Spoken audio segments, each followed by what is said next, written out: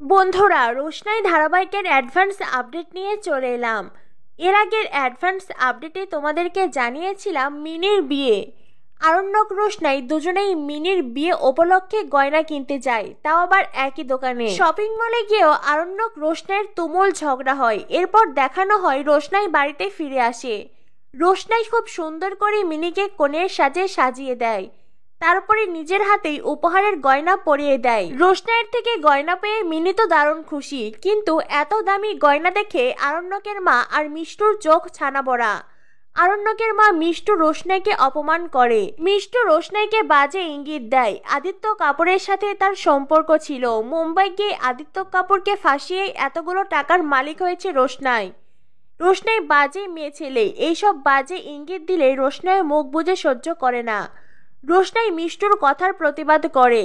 অন্যদিকে সেখানে বড়মা চলে আসেন। বড়মাও মিষ্টুর কথার প্রতিবাদ করে। এরপরে জাহ্নবী আসে। জাহ্নবীও রোশনাইকে গয়না নিয়ে খোঁচা মারতে থাকে। তখনই সেখানে আসে আরণ্যক। আরণ্যককে দেখে মিনি বলে, এই দাদা ভাই, তুই এসেছিস? দেখ না, রোশনাই আমাকে খুব সুন্দর একটা গয়না দিয়েছে, আর সেটা দেখে সকলে রোশনাইকে কথা শোনাচ্ছে। তুই সবাইকে একটু বকে দে তো।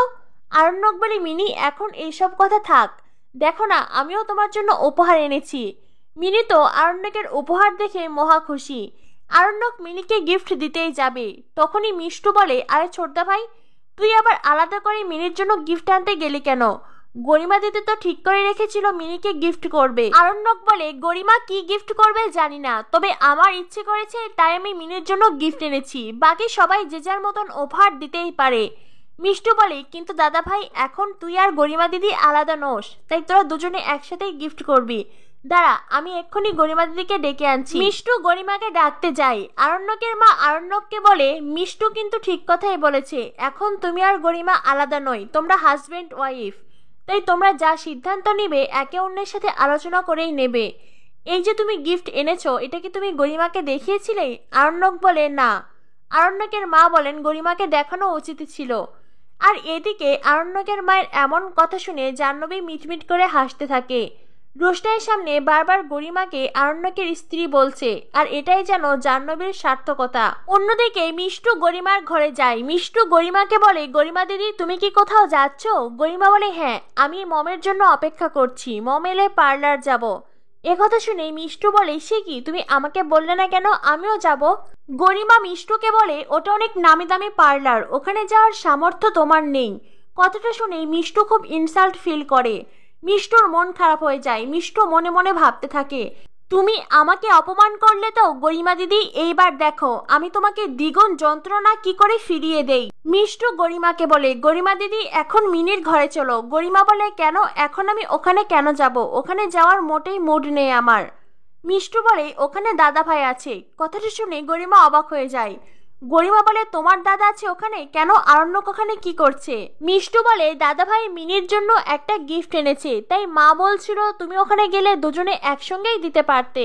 গরিমা বলে, ও আচ্ছা। মিষ্টু বলে, রোশনাইও মিনিকে খুব সুন্দর একটা গয়না উপহার দিয়েছে, তবে জানো তো গরিমা দিদি, দাদা ভাই যে গিফট এনেছে আর রোশনাই যে গিফট দিয়েছে, দুটো গিফটের বক্স দেখে মনে হচ্ছে দুটো গিফট একই দোকান থেকে কেনা।